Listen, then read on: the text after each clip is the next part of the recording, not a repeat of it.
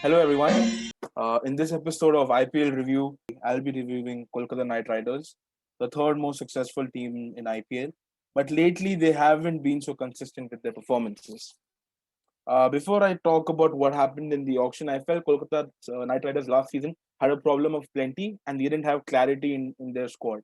You started off with Dinesh Karthik, then you gave it to Owen Morgan. You don't know what was happening.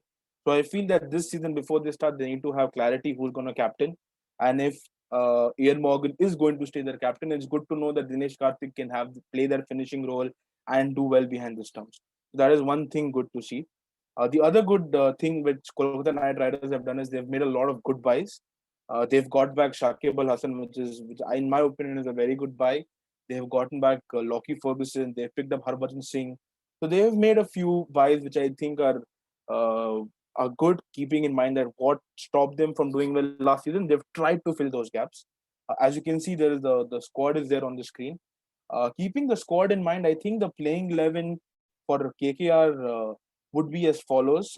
I have made this playing 11 keeping in mind that they will be playing about 5 games in Chinnaswamy and 4 games in Motera. So keeping that in mind, I think Shubman Gill will be opening their batting. Shubman Gill is the man in form. He's been doing very well, played across all form other than T20 for India. So yeah, Shubman Gill opens. Nitish Rana unfortunately tested positive for COVID right now. So either Nitish Rana at 2 or Rahul Tripathi at will open with Shubman Gill, depending on how they fit.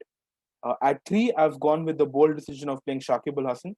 The other thing I also wanted to mention about their team is that I think it's time Kolkata Knight Riders look beyond Sunil Narayan and Andre Russell.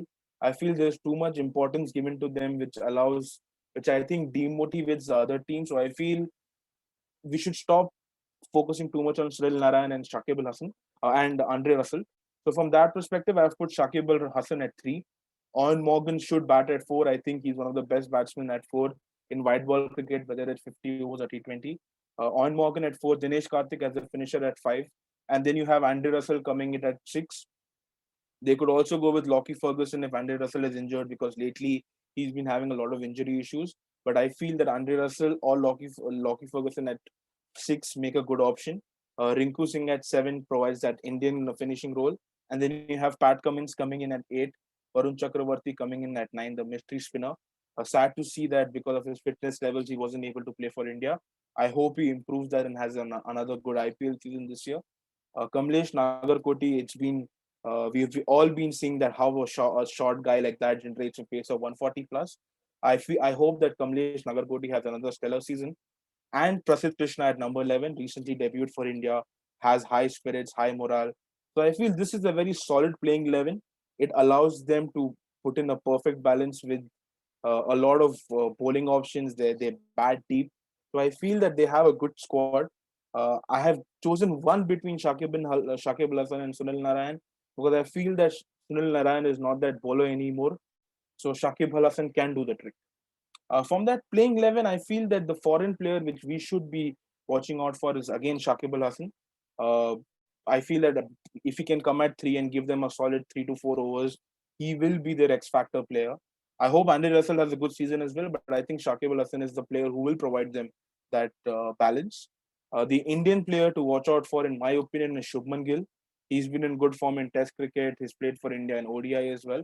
So I feel this is the right platform for Shubman Gill to probably show his prowess and improve the quality of cricket he plays. And the uncapped player I will be focusing on from KKR would be Kamlesh Nagarkoti. Kamlesh Nagarkoti is another we've been hearing for about 3-4 years that he's the next generation of Indian fast bowling.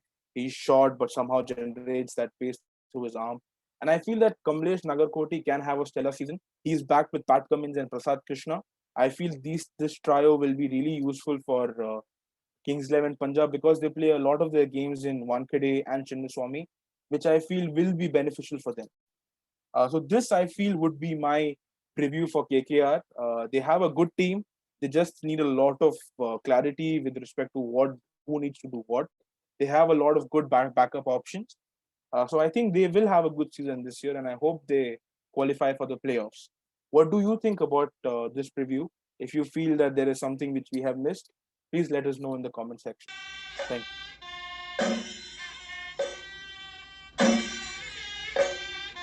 you.